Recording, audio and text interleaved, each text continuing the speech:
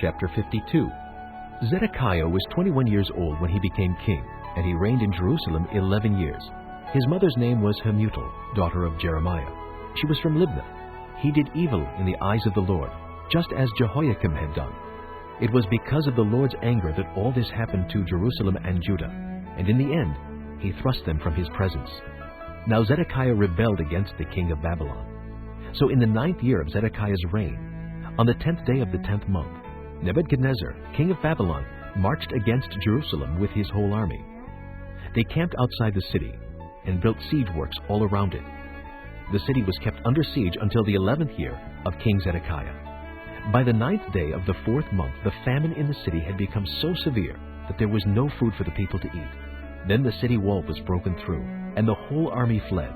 They left the city at night through the gate between the two walls near the king's garden, though the Babylonians were surrounding the city.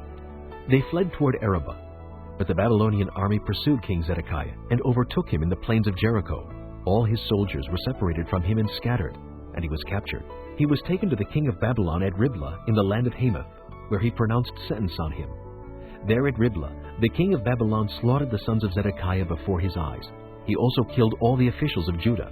Then he put out Zedekiah's eyes, bound him with bronze shackles, and took him to Babylon, where he put him in prison till the day of his death.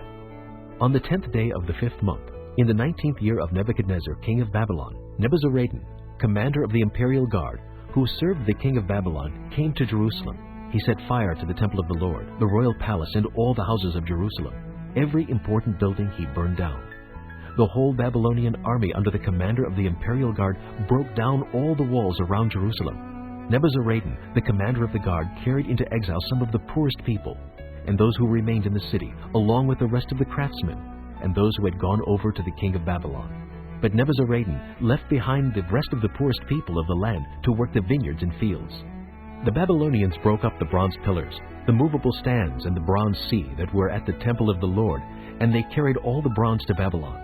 They also took away the pots, shovels, wick trimmers, sprinkling bowls, dishes, and all the bronze articles used in the temple service. The commander of the imperial guard took away the basins, censers, sprinkling bowls, pots, lampstands, dishes, and bowls used for drink offerings, all that were made of pure gold or silver. The bronze from the 2 pillars, the sea and the 12 bronze bowls under it, and the movable stands which King Solomon had made for the temple of the Lord, was more than could be weighed. Each of the pillars was 18 cubits high, and 12 cubits in circumference. Each was 4 fingers thick and hollow.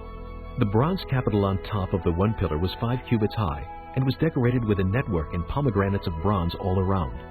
The other pillar, with its pomegranates, was similar. There were 96 pomegranates on the sides.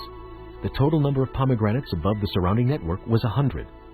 The commander of the guard took as prisoners Seraiah, the chief priest, Zephaniah, the priest next in rank, and the 3 doorkeepers. Of those still in the city, he took the officer in charge of the fighting men and 7 royal advisers.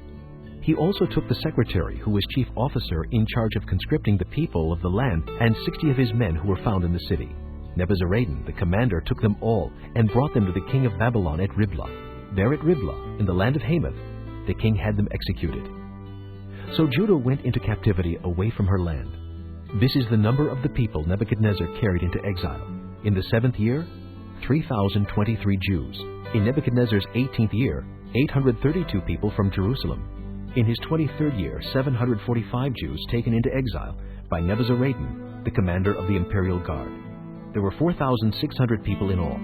In the 37th year of the exile of Jehoiakim, king of Judah, and the year Evil-Merodach became king of Babylon, he released Jehoiakim, king of Judah, and freed him from prison on the 25th day of the 12th month. He spoke kindly to him, and gave him a seat of honor higher than those of the other kings who were with him in Babylon. So Jehoiakim put aside his prison clothes, and for the rest of his life ate regularly at the king's table. Day by day the king of Babylon gave Jehoiakim a regular allowance as long as he lived, till the day of his death.